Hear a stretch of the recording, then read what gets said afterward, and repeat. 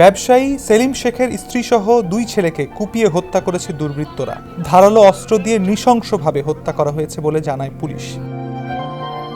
14 August রাত 11টার দিকে দোকান থেকে বাড়ি ফিরে স্ত্রী ও 2 ছেলের মরদেহ দেখতে পান সেলিম। তাদের দেখে চিৎকার করে প্রতিবেশীদের ডাকেন, আশপাশের লোকজন ছুটে আসে।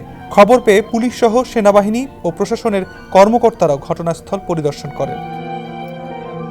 গোয়েন্দা পুলিশের সদস্যরা নমুনা সংগ্রহ করে মরদেহ থানায় নিয়ে যায়। এ ঘটনায় এলাকায় চাঞ্চল্য সৃষ্টি হয়েছে। হত্যাকাণ্ডে জড়িতদের বিচার দাবি করেছেন স্থানীয় স্বজনেরা।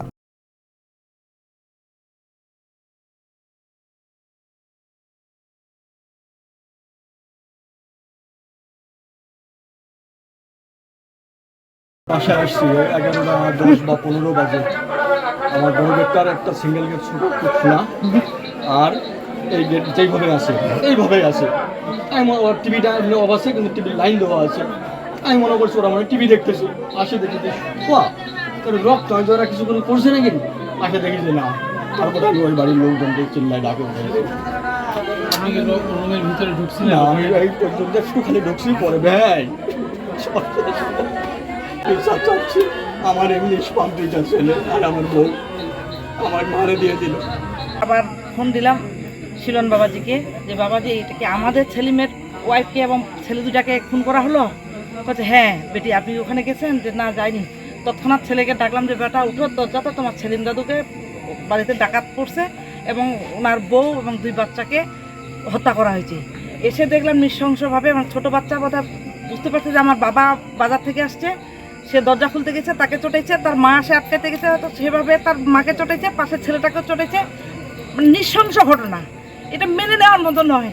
হৃদয় বিদারক ঘটনা, 2টা বাচ্চাকে এইভাবে মেরে ফেললো, মাথা গেছে, এটা কখনোই মেনে নেওয়ার মতো, এটা কাম্য নয়। পুলিশ ধারণা করছে ব্যক্তিগত শত্রুতার জেরে এই হত্যাকাণ্ড ঘটেছে। সিআইডি পুলিশের সদস্যরা নমুনা সংগ্রহ করেছে। নমুনা সংগ্রহের পর পুলিশ জানায় তারা এই ঘটনাটিকে পূর্ণাঙ্গ রূপে খতিয়ে দেখছে এবং এর পুঙ্খানুপুঙ্খ তদন্ত হবে। তথ্যের ভিত্তিতে দোষীদের বিরুদ্ধে আইনগত ব্যবস্থাও নেওয়া হবে বলে জানায় পুলিশ।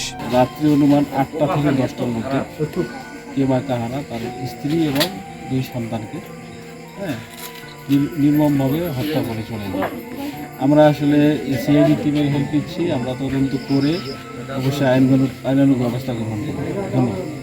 না, আমরা তো এখানে আসছি, এই অর্থাৎ সিআইডি টিম আমাদেরকে হেল্প করতেছে। আমরা এটা পুরা মানে ক্রাইম সিন করে আমরা এই বিভিন্ন তথ্য সংগ্রহ করে এটা যাচাই বাছাই করে আমরা বিভিন্ন মানে অ্যাঙ্গেলে এটা তদন্ত করব, তদন্ত করে আইনানুগ ব্যবস্থা করব।